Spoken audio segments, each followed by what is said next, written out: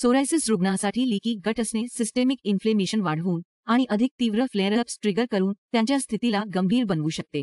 रक्तवाहात toxins आणि बॅक्टेरियाची गळती होणे रोगप्रतिकारक शक्तीला बिघडवू शकते, ज्यामुळे त्वचेची जळजळ वाढून सोरायसिसच्या उद्रेकांची वारंवारता होऊ शकते. सर्वांना नमस्कार, मी डो हेल्थच्या डो मेघा चतुर्वेदी आहे आणि आज आम्ही सोरायसिस आणि लीकी गटबद्दल बोलणार आहोत. या व्हिडिओमध्ये आपण जाणून घेऊ की हे दोन्ही कसे संबंधित आहेत आणि आपल्या शरीराला चांगले वाटावे यासाठी आपण काय करू शकतो. चला तर मग सुरुवात करूया. आपण पुढे जाण्यापूर्वी प्रथम सोरायसिस आणि लीकी गट म्हणजे काय हे समजून घ्या. तर सोरायसिस ही एक क्रॉनिक ऑटोइम्यून स्थिती आहे जी त्वचेच्या पेशींच्या वाढीच्या चक्राला वेग देते, ज्यामुळे त्वचेवर जाड लाल स्केली पॅचेस तयार होतात. त्यामुळे खास जळजळ आणि अस्वस्थता होऊ शकते आणि सोरायसिस सामान्यतः केसांच्या मुळाशी, कोपऱ्यावर, गुडघ्यावर आणि कमरेच्या खालच्या भागावर दिसून येतो.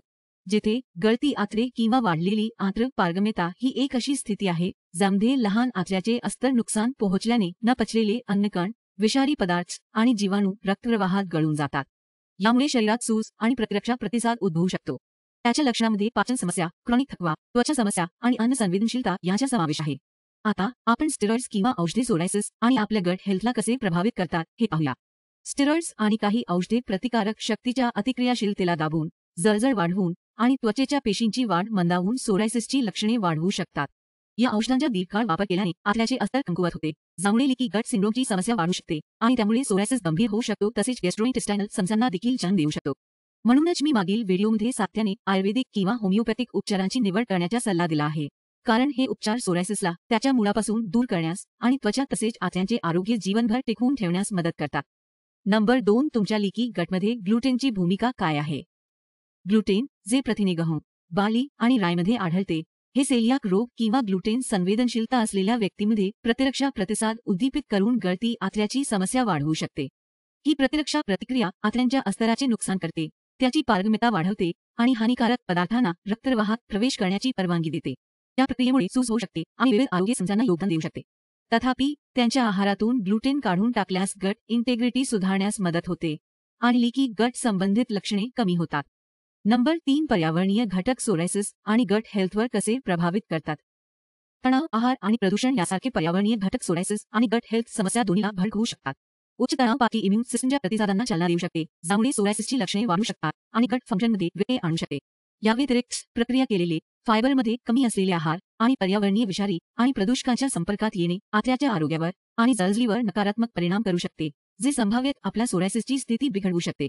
नंबर 4, आता मी काही आयुर्वेदिक घटक समाविष्ट करत आहे जे आपल्या गट हेल्थ राखण्यास मदत करू शकतात. त्रिफळा पचन क्रियेला मदत करते, नियमित मलत्यागास प्रोत्साहन देते आणि आतड्याचे आरोग्य सुधारते.